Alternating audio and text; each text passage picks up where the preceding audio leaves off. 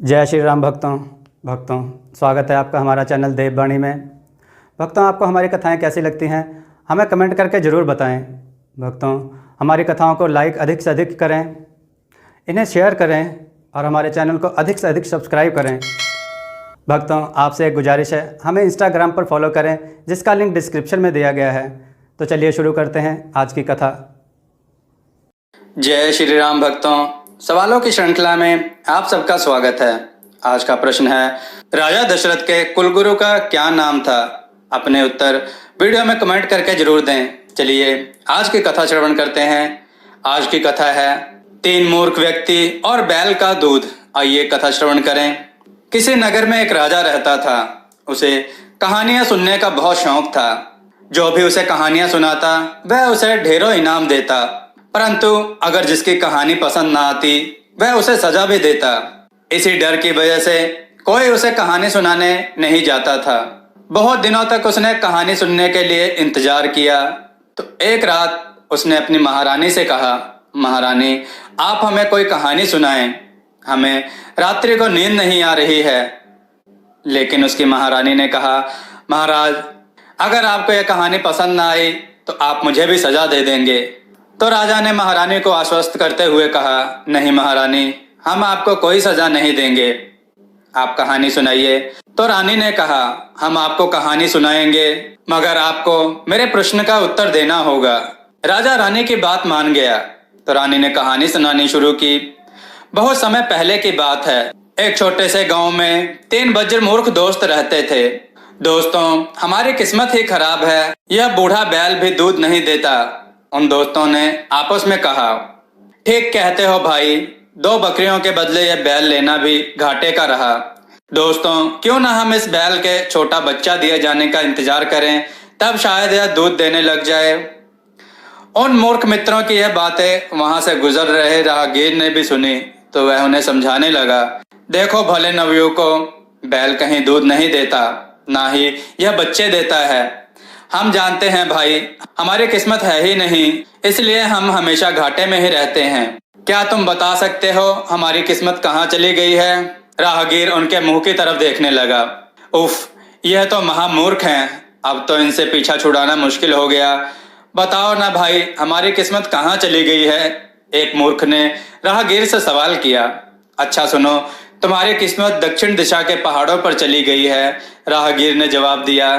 दक्षिण के पहाड़ों पर क्यों चली गई है हमारी किस्मत? क्योंकि तुम उसे भूखा प्यासा रखते थे, इसलिए वह भाग गई। तो हम उसे कैसे ढूंढें? तुम दक्षिण के पहाड़ों पर चले जाओ, वहां एक लंबी सफेद दाढ़ी वाला साधु मिलेगा, वह तुम्हें सब कुछ बता देगा। और जैसे तैसे राहगीर उनसे पीछा छुड़ाकर भागा। उफ, कहाँ फंसा था मैं, शुक्र है अनाप शनाप बोलकर पीछा छुड़ा लिया। इधर तीनों मूर्ख, चलो दोस्तों, हमें किस्मत को ढूंढने चलना चाहिए।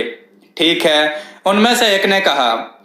और तीनों मूर्ख अपनी मंजिल की ओर बढ़ चले। तीनों चलते गए, दिन महीने बीत गए, लेकिन वे कहीं एक रात से अधिक नहीं ठहरे। तीनों ने भयानक जंगल पार किया और कई वर्ष बाद वे पहाड़ों पर पहुंचे। उनमें से एक मूर्ख ने कहा, आखिरकार हमने पहाड़ों को ढूंढ लिया मित्रों। पहाड़ों को ढूंढ ही लिया है तो अब किस्मत भी मिल ही जाएगी, एक मूर्ख ने कहा। फिर दूसरे ने कहा, पहले लंबी सफेद दाढ़ी वाले को ढूंढना है, उसे पता है हमारी किस्मत के बारे में। फिर वह पहाड़ पर चढ़ने लगे। तीनों एक के बाद एक पहाड़ पर चढ़ते गए। मिल गया लंबी दाढ़ी वाला साधु। बाबा, हम बहुत दूर से अपनी किस्मत को ढूंढते यहाँ आए हैं, कृपया हमें बताओ हमारी किस्मत कहाँ है। यह भी बता देना कि हमें हमारी किस्मत कैसे वापस मिलेगी। तीनों की बातें सुन साधु ने सोचा, यह तो महामूर्ख हैं। सुनो भोले नौजवानों, तुम जिस रास्ते से आए हो उसी रास्ते से वापस चले जाओ। रास्ते में तुम्हें अपनी किस्मत बदलने के अवसर मिलेंगे, तब तुम अपनी गंदी किस्मत को छोड़कर अच्छी किस्मत अपना लेना। देखो, अवसर चूकना मत।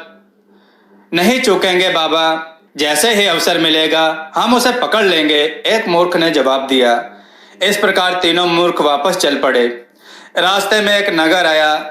एक ने कहा, देखो दोस्त, ध्यान रखना, किस्मत बदलने का अवसर जहां भी मिले पकड़ लेना। तभी उस नगर के सैनिकों ने उन्हें घेर लिया। अरे क्या हुआ भाई, तुम्हें अभी इसी समय हमारे साथ राजमहल चलना होगा। सैनिकों ने जवाब दिया, महल में पहुंचकर उन्हें पता चला कि उस देश की राजकुमारी ने कल रात सोते समय यह प्रण किया था कि आज सुबह जो भी अजनबी नगर में आएगा वह उसी को अपना पति बना लेगी। महाराज, यह तीनों नगर में एक साथ ही प्रविष्ट हुए थे, सो हम तीनों को ही ले आए। बेटी, तुम इनमें से किसी एक को अपना पति चुन लो। तुम तीनों ही आपस में फैसला कर लो कि तुम में से कौन मेरा पति बनकर मेरे साथ इस राज्य का सुख वैभव भोगेगा। एक मूर्ख ने कहा, भाई मुझे तो अपनी किस्मत से मिलना है। फिर दूसरे ने कहा, मैं भी किस्मत बदलने के अवसर के मिले बिना शादी नहीं करूंगा। तीसरे ने सोचा, मेरे दोस्त मूर्ख हैं, अरे यह किस्मत बदलने वाला अवसर ही तो है, राजकुमारी से विवाह करके भला मुझे किस बात की कमी रहेगी। इस प्रकार उन तीनों मूर्खों में से एक ने राजकुमारी से शादी कर ली और ठाठ से रहने लगा। बाकी दोनों मूर्ख वहां से आगे चल पड़े। रास्ते में उन्होंने डाकुओं को देखा। वे दोनों एक पेड़ के पीछे छुप गए। उनमें से एक ने कहा, देखो भाई, वे डाकू कहीं जा रहे हैं। डाकुओं को जाते ही दोनों मूर्ख डाकुओं की गुफा की ओर चल पड़े। आओ भाई, इस पत्थर को हटाने में मेरी मदद करो, शायद हमारी अच्छी किस्मत यहीं बंद हो। ठीक है, लो मैं मदद करता हूँ। पत्थर हटाकर वह गुफा में पहुंचे तो उनकी आंखें चुंधिया गई। इतना खजाना! दोनों मूर्खों के मुंह खुले के खुले रह गए। मेरी अच्छी किस्मत तो यही है मित्र, अगर तुम चाहो तो तुम भी आधी दौलत ले लो और अपनी गंदी किस्मत को फेंक कर यह अच्छी किस्मत अपना लो। नहीं भाई, अच्छी किस्मत तो और आगे मिलेगी, यह किस्मत तुम्हें ही मुबारक हो, दूसरे ने कहा। तीसरा मूर्ख वहां से आगे चल पड़ा। पता नहीं कहाँ और कब मिलेगी अच्छी किस्मत, वह सोचता हुआ जा रहा था।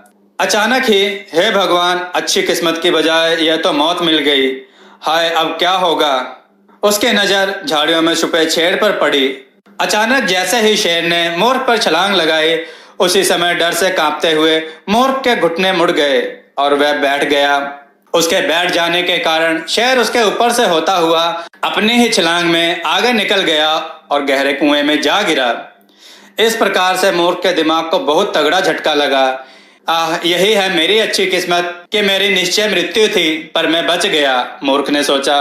इस घटना ने मूर्ख के मस्तिष्क को इतना प्रभावित किया कि उसके चेहरे पर मूर्खता के भावों के स्थान पर गंभीरता छा गई।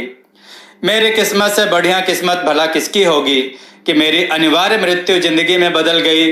और वह चेहरे पर गंभीरता लिए अपने गांव लौट आया तथा मेहनत मजदूरी करने लगा। कुछ ही दिनों में उसने जमीन का एक टुकड़ा खरीद लिया।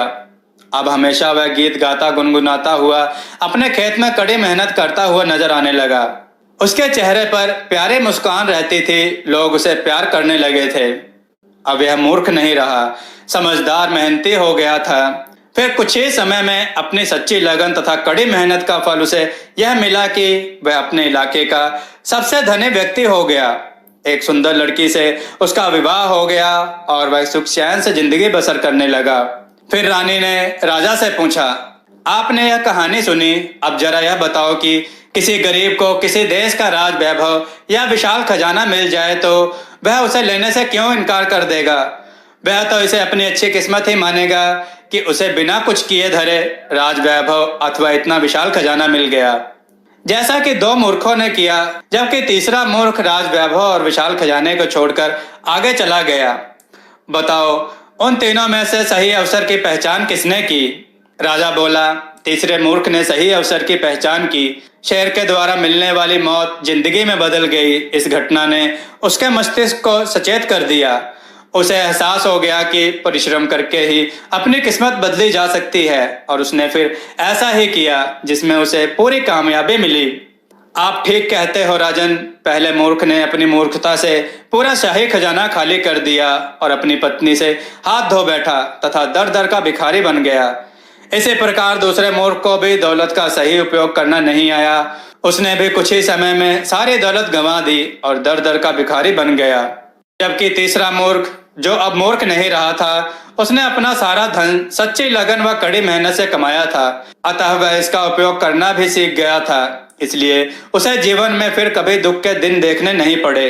भक्तों, आपको यह कथा कैसी लगी? अपने विचारों सुझाव कमेंट में जरूर दें। हमारी कथाओं को लाइक करें, हमारे चैनल को सब्सक्राइब करना ना भूलें और हमारी कथाओं को शेयर जरूर करें, जिससे लोगों को अच्छा ज्ञान प्राप्त हो। जय श्री राम भक्तों।